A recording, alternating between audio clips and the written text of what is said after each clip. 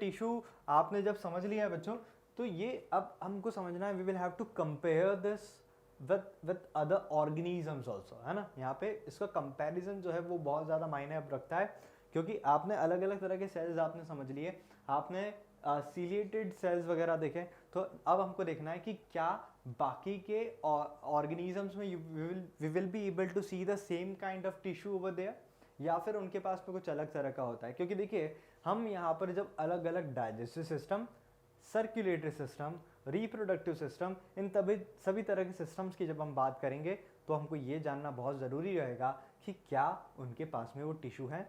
उसी को अब हम आगे समझते हैं।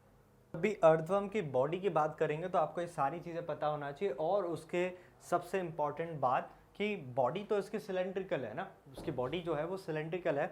दूसरा, अगर आपको पता करना है that where these organism, these earthworm will be present now, तो आपको देखना होगा कि क्या सॉइल में उनका वेस्ट मटेरियल प्रेजेंट है या नहीं। अगर प्रेजेंट है, it means that soil will be much more fertile, क्योंकि देखिए ये फार्मर्स के सबसे अच्छे दोस्त हैं ना, तो that you will have to remember, क्योंकि वर्मी कंपोस्ट में आजकल काफ़ी boom you will be able to see, बहुत बढ़िया फील्ड ये भी है आपके बायो की, साइंस फील्ड्स है ना। तो this I told you around 100 to 120 segments will be present in the body of a earthworm, है ना, जो कि उनको काफ़ी ज़्यादा रिस्पॉन्सिबल होते हैं मूवमेंट के लिए। And the second important thing is segment जो है ना केवल they are responsible in the process of locomotion, लेकिन ये दूसरा जो सबसे इंपॉर्टेंट इनका फंक्शन होता है कि हर एक सेगमेंट पे एक स्पेसिफिक ऑर्गन होता है, और वही तो स्टडी हम लोग यहाँ पे कर रहे हैं, है ना। तो अगर आप इसकी बॉडी को देखोगे, you will be able to see a mid line over here, है ना। ये मिड लाइन जो है आपको डॉर्सो वेंट्रली दिखाई देती है, और ये लाइन देखकर ये मालूम पड़ता है that this is the part which will be a kind of line will be there, जो कि आगे चल के बड़े ऑर्गेनिजम्स में यू कैन से जो आगे वर्टिब्रल कॉलम में डेवलप होगी, है ना। तो वेंट्रली या फिर उसकी मॉर्फोलॉजी की जब आप बात करते हो, तो इसमें सबसे पहला part that is the prostomium, है ना। प्रोस्टोमियम है क्या? So prostomium is the covering of the mouth opening, है ना। माउथ के ओपनिंग को कवर करने वाला इज द प्रोस्टोमियम, और उसके जस्ट पीछे की तरफ you will be able to see peristomium, है ना। तो ये काफी सिंपल है, peristomium the first segment, prostomium covering of the mouth, है ना। तो ये आपको याद रखना है बच्चों। ये जो प्रोस्टोमियम है, इसका फंक्शन हमने अभी हाल डिस्कस किया, कवरिंग के लिए, गड्ढा करने के लिए, और वहाँ पे मिट्टी को हटाने के लिए, क्रैक करने के लिए, this will be very much helpful, है ना। तो ये पेरिस्टोमियम की बात और प्रोस्टोमियम की बात हम लोगों ने यहाँ पे समझी। क्रॉल करने के लिए भी चीज़ों को वहाँ पे हाथ है नहीं, so that mouth part will help them to move the thing over there. Sensory organ का भी काम इट विल परफॉर्म। उसके बाद में क्लिटेलम हमको समझना है बच्चों। क्लिटेलम इसका ये है क्या? The part whenever earthworm will get mature, no, so this part will develop on his body। और जो सबसे पहला जो सेगमेंट आपको देखने को मिलेगा, वो भी हमने इसकी बात करी थी, पेरिस्टोमियम, बकल सेगमेंट हम लोगों ने इसको बोला था, जो कि माउथ के पास प्रेजेंट होगा। उसके बाद में जब वो मैच्योर हो रहा है, तो देखिए ये क्लिटेलम, यहाँ पे क्लिटेलम जो है वो यहाँ पर डेवलप हो जाएगा।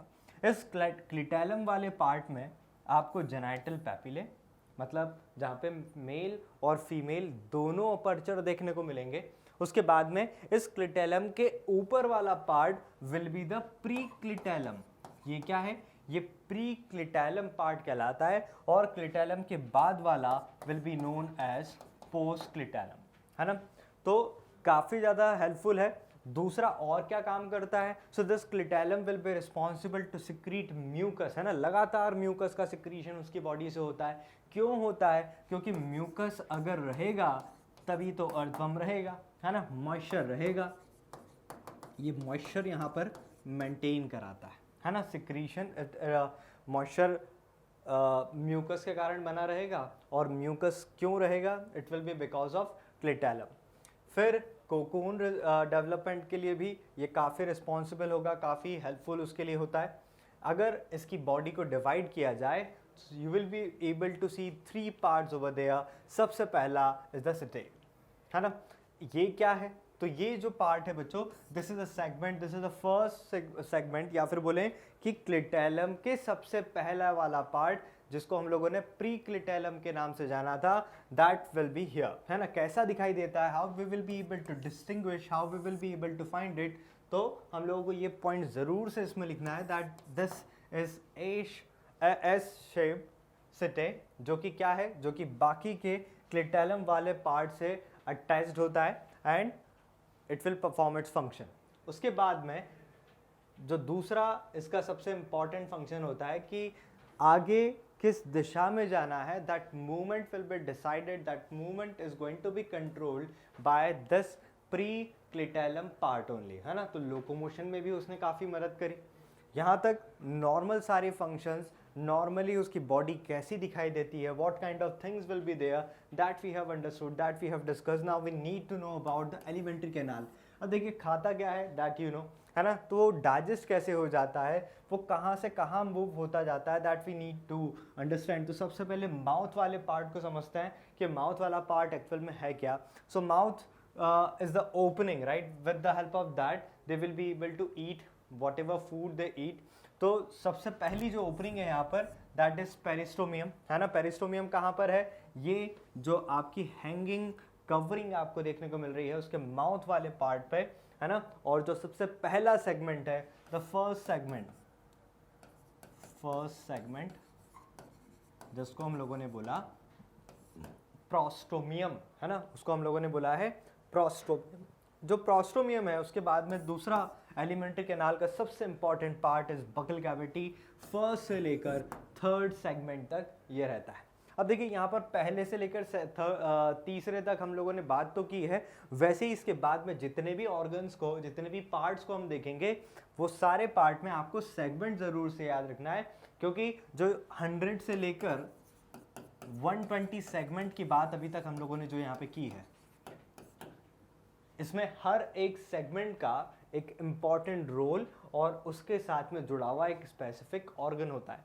तो इसीलिए सेगमेंट भी यहाँ पे काफ़ी इम्पॉर्टेंट होता है। उसके बाद में देखिए फेरिंग्स की अगर बात करोगे तो ये छोटा सा पियर शेप्ड सैक वहाँ पे होता है, जो कि उसके बीच में, मतलब जब अगर बकल कैविटी में थर्ड सेगमेंट तक वो ख़त्म हुआ है, तो यहाँ पर फेरिंग्स जो है वो थर्ड से लेकर फोर्थ सेगमेंट तक प्रेजेंट होता है। उसके बाद में ईसोफेगस आता है। जैसे कॉकरोच में काफ़ी नैरो पार्ट था, वैसे यहाँ भी एक narrow tubular structure it is going to be form. कहाँ से कहाँ तक आपको देखने को मिलेगा, 5th से लेकर 7th सेगमेंट तक। उसके बाद में गिजर्ड आता है। अब ये गिजर्ड कहाँ कहाँ पे है, फंक्शन आप लोगों को अभी भी पता है। देखिए आप लोगों ने जब बर्ड्स की बात की थी, जब आपने बर्ड्स की बात की थी, तो बर्ड्स के अंदर आपने सबसे पहला पार्ट देखा था उनके डाइजेस्टिव सिस्टम में, क्रॉप वाला पार्ट, है ना। और उसके बाद में क्या देखा था, उसके बाद में ये पार्ट की बात हमने वहाँ पे डिस्कस की थी, दैट वाज गिजर्ड। तो क्रॉप है, क्रॉप का फंक्शन क्या था, स्टोर करने के लिए, और गिजर्ड ने क्या किया था, उसको ग्राइंड किया था। तो ये आपको हमेशा याद रखना है कि गिजर्ड काम क्या करता है, ग्राइंडिंग का काम करता है। कैसे ग्राइंड करेगा, तो वहाँ पे टीथ लाइक स्ट्रक्चर, वहाँ पे कुछ क्यूटिकल स्ट्रक्चर्स वहाँ पे प्रेजेंट होंगे, जो इसको चीज़ों को ग्राइंड करने के लिए, अगर क्यूटिकल वहाँ पे नहीं प्रेजेंट होता है तो some kind of muscles will be there, that muscles will help them to grind the food, ताकि उसका जो फूड उसकी बॉडी में आया है बच्चों, that will be digested properly, है ना। तो गिजर्ड है क्या, ओवल शेप है, प्रोमिनेंट है, हार्ड और थिक वॉल वाला है, और ये आपको देखने को मिलेगा 8th से लेकर 9th सेगमेंट तक, है ना। काम क्या है, ग्राइंड करेगा आपके फूड को, आपके नहीं, अर्थवर्म के फूड को। गिजर्ड के बाद में स्टमक पार्ट। अब देखिए स्टमक, अभी जो मैंने सबसे शुरुआत में आपको बात बताई थी कि जब अगर वो सॉइल को वो खाता है, तो सॉइल के अंदर बहुत सारी दूसरी चीज़ें भी होती है। तो यहाँ पर स्टमक इज हैविंग, लाइक हमारे स्टमक में क्या हुआ, वहाँ पर गैस्ट्रिक जूस प्रोड्यूस होता है ना। गैस्ट्रिक जूस यहाँ पे प्रोड्यूस हो जाता है, हमारे स्टमक की बात बता रहा हूँ। तो गैस्ट्रिक जूस वहाँ पे प्रोड्यूस होता था ताकि चीज़ों को डाइजेस्ट वहाँ पे कर सके, या फिर डाइजेशन की प्रोसेस वहाँ पे प्रॉपरली आपके स्टमक से शुरू हो सके। लेकिन यहाँ पर अर्थवर्म के स्टमक में अ चॉकी सिक्रीशन विल बी देयर, जो वहाँ पर जो सेल्स है ना वो वहाँ पर कुछ अलग ही तरह के एक चॉकी सब्सटेंस का वहाँ पर सिक्रीशन करता है। ये कौन सिक्रीशन करता है? ये सिक्रीशन करते हैं वहाँ के कैल्सीफेरस ग्लैंड। ये कैल्सीफेरस ग्लैंड कहाँ पर प्रेजेंट है? These glands are present over here in the stomach. क्या नाम है? Calciferous gland. क्या सिक्रीट करता है? ये सिक्रीट करता है चॉकी सिक्रीशन। क्यों करता है? ये इसलिए करता है कि सॉइल में प्रेजेंट जो ह्यूमिक एसिड होता है ना, ह्यूमस में जो प्रेजेंट होता है, उसको न्यूट्रलाइज करने के लिए, उसको पूरी तरह से उसका इफेक्ट कम कर देने के लिए this chalky secretion will be there. तो इस स्टमक पार्ट कहाँ से कहाँ तक प्रेजेंट है? This is present from 9th to 14th segment, है ना। ये हमको समझ में आया कैसा है उसका स्ट्रक्चर। अगर आप देखोगे तो ये शॉर्ट होगा, नैरो होगा and it will be tubular structure also, है ना। तो this stomach is also clear to us. अगर इंटेस्टाइन की बात करें तो intestine we all know this thing that it will be responsible for the process of absorption over there. Absorption वहाँ पे होता है, तो यहाँ पर विलाय होना चाहिए। तो विलाय हमारे इस डाइजेस्टिव सिस्टम में भी देखने को मिला था।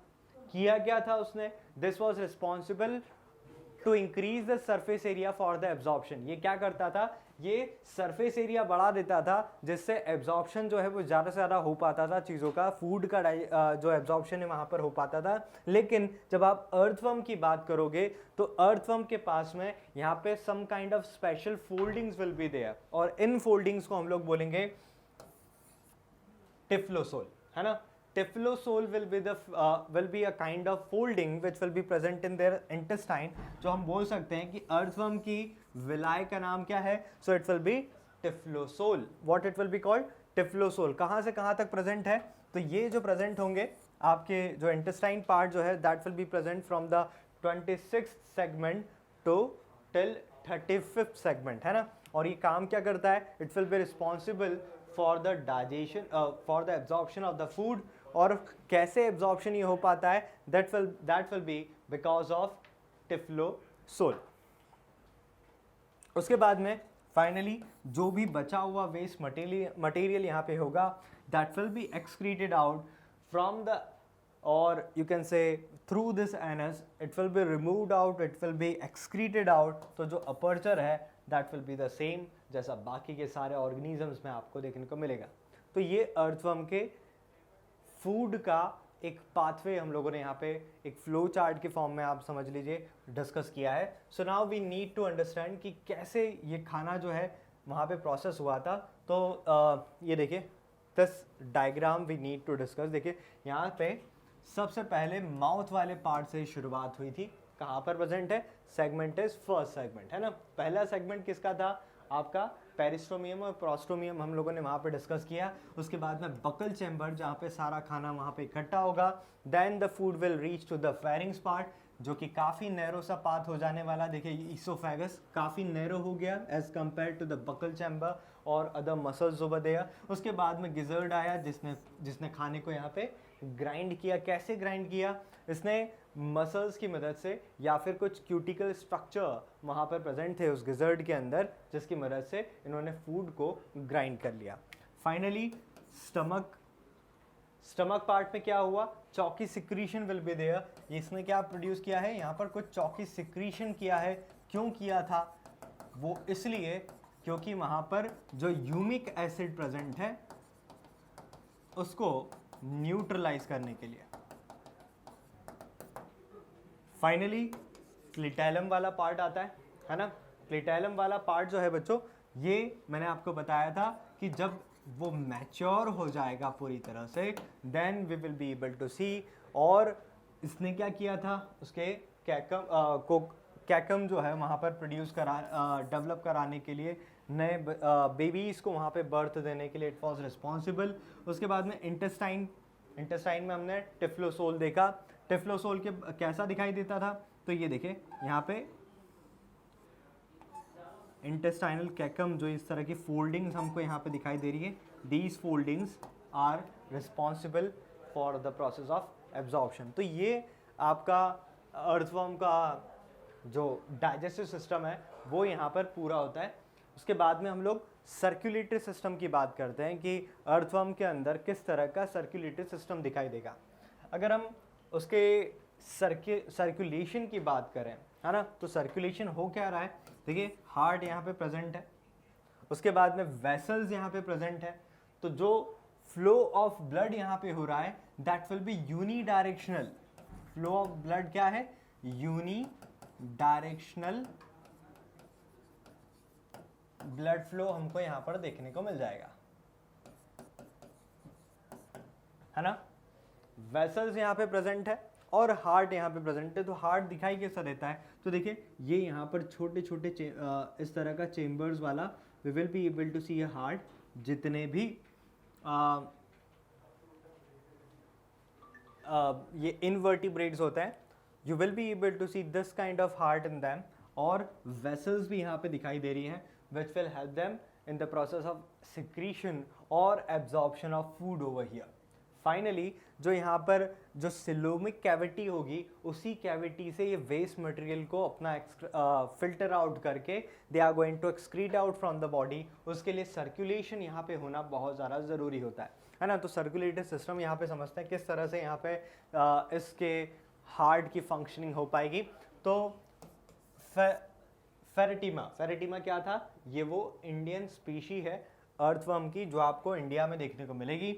इसमें जो सर्कुलेटरी सिस्टम है बच्चों, वो क्लोज सर्कुलेटरी सिस्टम हमको देखने को मिलता है। ये बिल्कुल याद रखने वाली बात है कि क्लोज सर्कुलेटरी सिस्टम हमको देखने को मिलेगा। ब्लड वेसल्स हैं उसमें, कैपिलरीज और हार्ट है।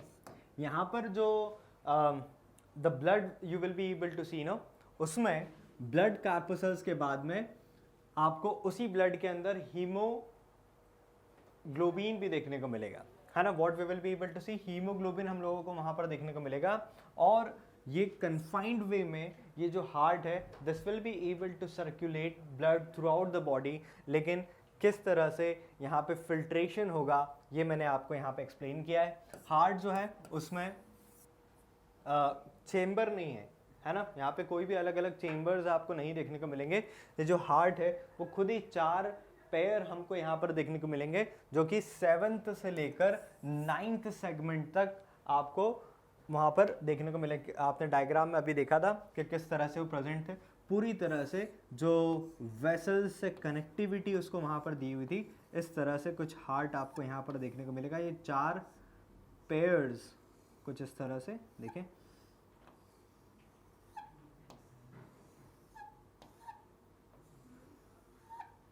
Like this it will be present. और ये जो 4 पेयर्स आपने देखे हैं बच्चों, this will be connected with the other vessels also. ये क्या है, ये बाकी की दूसरी वेसल से कनेक्टेड हो जाएंगे। This will be the first, this will be the second, this will be the third and this will be the 4th heart over there. तो हम ये नहीं बोल सकते कि 4 हार्ट यहाँ पर है, उसके पेयर्स यहाँ पर प्रेजेंट है कुछ इस तरह से, है ना। और उसके बाद में there will be the flow of blood will be there, है ना। तो ये 12 से लेकर 13 सेगमेंट तक हम लोगों को इस तरह का हार्ट देखने को मिलेगा। और ये जो हार्ट है, जैसा हम लोगों ने कॉकरोच में बोला था, वैसे यहाँ पर भी this will also be known as oesophageal heart. It will be कैसा ये प्रेजेंट होता है यहाँ पर, किस तरह से वो उसकी लोकेशन होगी, वो इस डायग्राम की मदद से समझते हैं। देखिए इसी सर्कुलेटरी सिस्टम में we will be able to see anterior loop also. अब देखिए एंटीरियर लूप काम कैसे करता है, क्या कहाँ पर ये प्रेजेंट होता है, उसको समझने से पहले देखिए यहाँ पर इस तरह से this kind of circulatory system will be there. ये पूरी बॉडी में बच्चों आपको देखने को मिलेगा, है ना। किस तरह से देखिए डॉर्सल, यहाँ पे डॉर्सल वेसल है। डॉर्सल मतलब ये ऊपर वाली, है ना।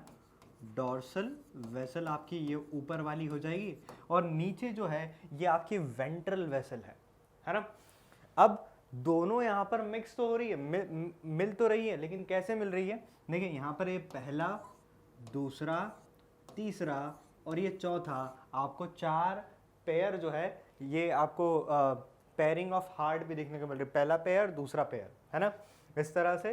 और ये दोनों आपस में कैसे मिलते जा रहे हैं, ये देखिए ये वाला पहला वाला जो पेयर है this is known as lateral heart. ये पहला वाला पेयर क्या कहलाया, 1 और 2 क्या कहलाया, लेटरल हार्ट। बल्कि ये जो 3 और 4 वाला जो है this is known as lateral oesophageal heart. What it is known as, lateral oesophageal heart हम लोगों ने इसको बोला। इसके जितने भी वेसल्स हैं, जितने भी हार्ट हैं, उनमें किसी में भी कोई भी लूप प्रेजेंट नहीं होता, लेकिन यहाँ पर एंटीरियर लूप प्रेजेंट है। एंटीरियर लूप मतलब आगे वाला जो हिस्सा है, ये देखिए आगे वाला हिस्सा यहाँ पर, जहाँ पर कनेक्टिविटी है दोनों तरह के वेसल्स के बीच में, दोनों तरह के ब्लड के बीच में, तो ये आपके एंटीरियर लूप हो गए, है ना। एंटीरियर लूप कहाँ पर और कैसा है, तो इसकी वॉल अगर आप देखोगे तो काफ़ी ज़्यादा पतली है, और ये नॉन पल्सेटाइल लूप जैसा स्ट्रक्चर इस पूरे ब्रॉड वेसल पे आपको दिखाई देता है।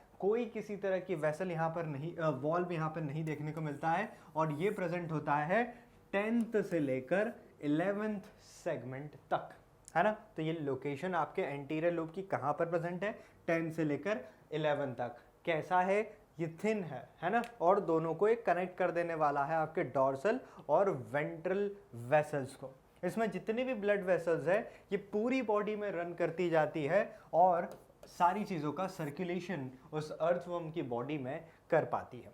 अगर आप डॉर्सल ब्लड वेसल्स की बात करोगे तो ये सबसे ज़्यादा बड़ी और पूरे डॉर्सली पूरी बॉडी में चीज़ों का सप्लाई करने वाली है।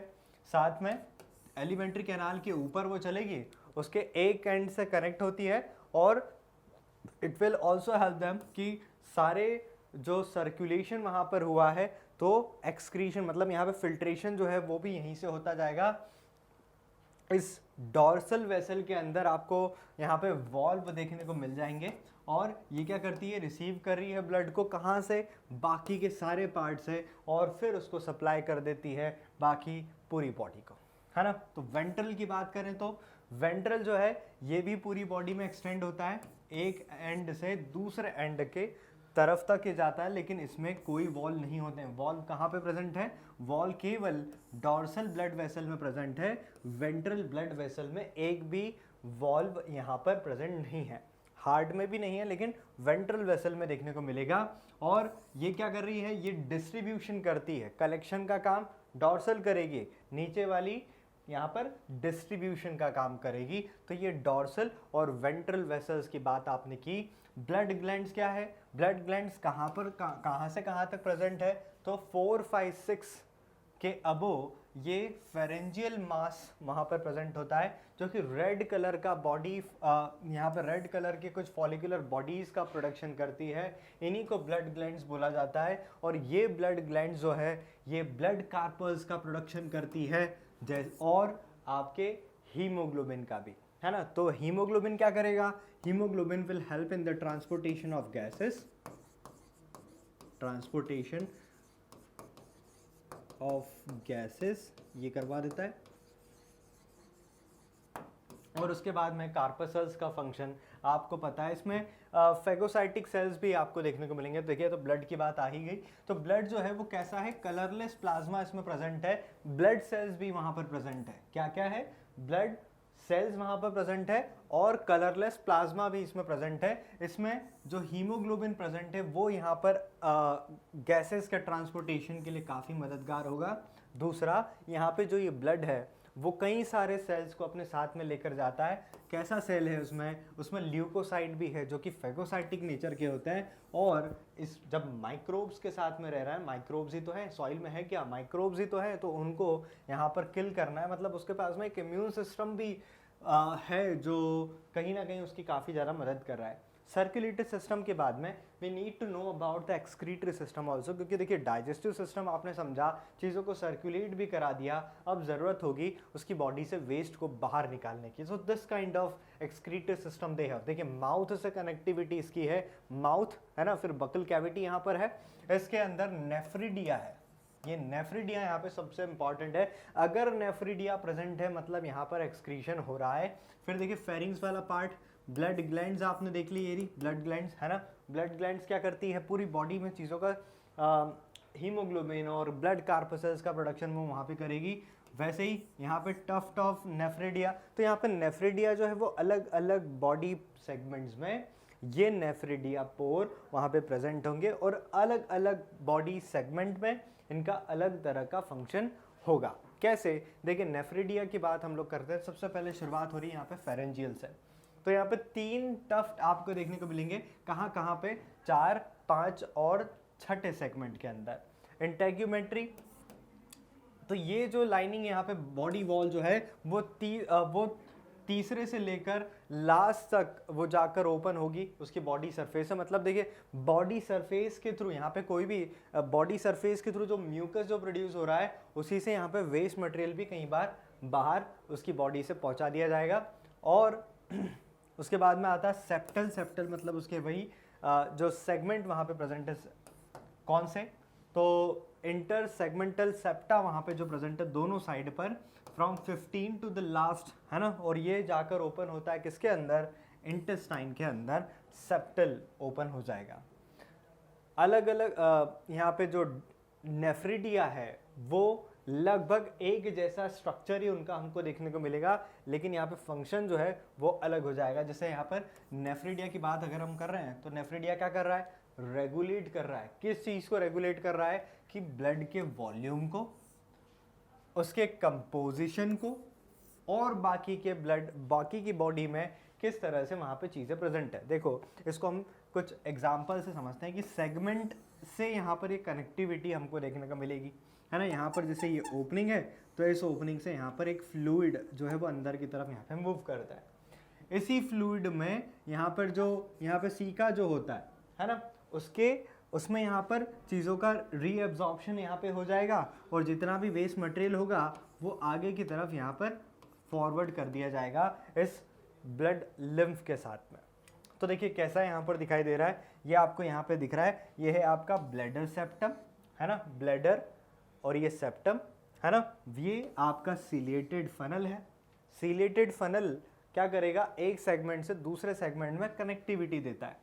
उसके बाद में ये यहाँ पर नेफ्रिडिया है ना। ये नेफ्रिडिया हमने यहाँ पर जूम करके यहाँ पे समझा हुआ है। गट वाला पोर्शन, ये जो ग्रे कलर से जो यहाँ पे हाईलाइट किया हुआ है, this is the gut portion. और उसके बाद में है यहाँ पर नेफ्रिक ट्यूब्यूल्स। तो यहाँ पे जो वेस्ट मटेरियल है वो कहाँ पर पहुँच जाएगा, वो पहुँच जाता है आपके नेफ्रिक ट्यूब्यूल में।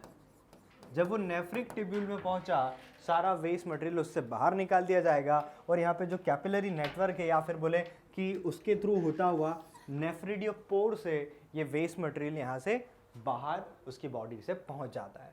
सो this will be the excretory system and nephridiopore will be the most important thing in the excretory system of this earthworm, है ना। तो नेफ्रिडियम जो है वो कहाँ से शुरू हो रहा है, कैसा है वो दिखाई दे रहा है। तो एक फनल जैसा स्ट्रक्चर वहाँ पे होगा जो कि क्या करेगा, पूरी बॉडी से फ्लूइड को लेगा और जो सिलोमिक चेंबर है, सिलोमिक कैविटी से जो फ्लूइड आ रहा है उसका फिल्ट्रेशन यहाँ पे होगा और उस वेस्ट मटेरियल को यहाँ से बाहर पहुँचाया जाएगा।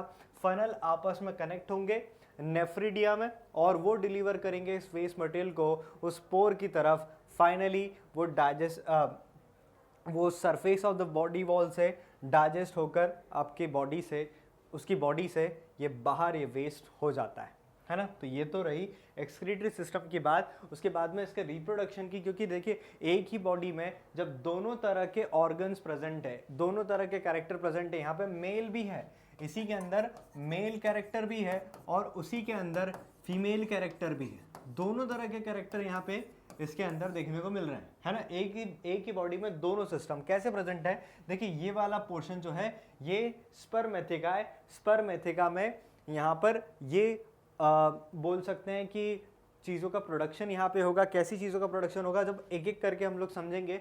यहाँ पर टेस्टिस है बच्चों, तो ये टेस्टिस के अंदर we know the process of sperm cell will take place and this sperm के बाद में देखिए यहाँ पे टेस्ट सेक है, मतलब इस पाइप के through the sperm cells will start moving towards the seminiferous tubule या सेमाइनल वेसिकल में वो पहुंच जाता है। सेमाइनल वेसिकल अगले वाले में प्रेजेंट होगा बच्चों। ये सेमाइनल वेसिकल क्या करता है, ये seminal vesicle will be responsible for the maturity of the sperm cell. ये किसके लिए रिस्पॉन्सिबल होता है, maturity of sperm cell.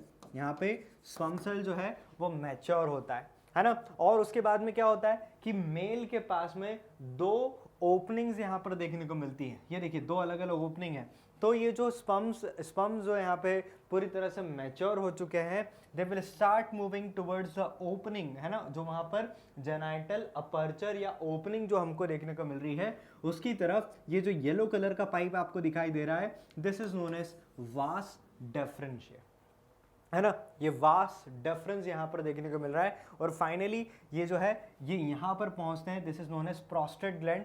Prostate gland के अंदर it will become much more viscous, है ना, यहाँ पर वो और थोड़ा टाइम स्पेंड करता है and then it will come out. ये जो बाहर आएगा तो ये बाहर आ रहा है, यहाँ पर जो एसेसरी ग्लैंड्स भी हम इसको बोल सकते हैं, एसेसरी ग्लैंड्स यहाँ पर प्रेजेंट होती है। इन एसेसरी ग्लैंड्स की मदद से जब भी देखिए ये मेल और या फिर बोले कि दो ऑर्गेनिज्म है तो दोनों में एक ही बॉडी में मेल और फीमेल दोनों प्रेजेंट है, लेकिन जो यहाँ पे जब प्रोसेस होती है या रिप्रोडक्शन जो शो कर रहे हैं, ये जो रिप्रोडक्शन यहाँ पे शो करेंगे, ये रिप्रोडक्शन कैसा होगा, ये क्रॉस होगा। इनमें क्या होता है, इनके बीच में क्रॉस होता है, इसमें दो ऑर्गेनिज्म एक दूसरे के कांटेक्ट में आते हैं and with the help of these accessory glands they will be able to hold each other, और वहाँ पर ये गैमेट का ट्रांसफर यहाँ पे होता है और उसी के बाद में the process of fertilisation will take place. लेकिन जब फर्टिलाइजेशन है वो कैसा होता है,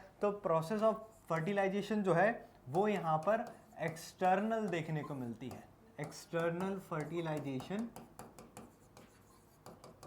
हमको इसमें देखने को मिलेगा, है ना, इसकी बॉडी से बाहर ये फर्टिलाइजेशन होता है, इसलिए एक्सटर्नल फर्टिलाइजेशन आपको इस अर्थवर्म में देखने को मिलेगा, है ना। दूसरा, अगर आप इसमें फीमेल को देखोगे, इसी के अंदर फीमेल भी देख पाओगे, तो स्पर्मेथिका, है ना, जहाँ पर ये स्पर्म सेल जो है वो रिसीव कर लिए जाएंगे। यहाँ पर देखिए, यहाँ पर ओवेरीज यहाँ पर प्रेजेंट है, ये ओवेरीज, है ना, these are the ovaries over here. अब जब ये ओवेरीज जो है जितना ज़्यादा कॉम्प्लेक्स मेल रिप्रोडक्टिव सिस्टम है इस अर्थवर्म के अंदर, उतना ही ज़्यादा सिंपल यहाँ पे फीमेल रिप्रोडक्टिव सिस्टम है। वो किस तरह से कि सीधा सा यहाँ पे ओवेरी यहाँ पे दो प्रेजेंट है, दोनों ओवेरी के अंदर कैच करने के लिए a funnel like structure will be there. यहाँ पे जो ये फनल जैसा स्ट्रक्चर हमको देखने को मिला है, फनल स्ट्रक्चर जो है वो क्या करेगा, वो यहाँ पर वहाँ से एग कैच कर लेगा and this will transfer it towards the male female genital opening over there, और उससे ये क्रॉस जो है वो वहाँ पर हो पाएगा, है ना। स्पर्मेथिका में दे विल रिसीव इट, वहाँ पर ये process of development will take place, और उसके बाद में क्या होता है, उसके बाद में आगे हम एक एक करके सारी चीज़ें समझते जाते हैं। मेल रिप्रोडक्टिव सिस्टम को अब हम देख लेते हैं कि सबसे पहला क्या देखा हमने, टेस्टिस सेक को हमने देखा। क्या हुआ था, वहाँ पर a pair of testis sac present था। कहाँ पर प्रेजेंट था, ये प्रेजेंट था 10th से 12th सेगमेंट में, और हर एक सेगमेंट जो है उसके अंदर टेस्टिस जो है वहाँ पर उसमें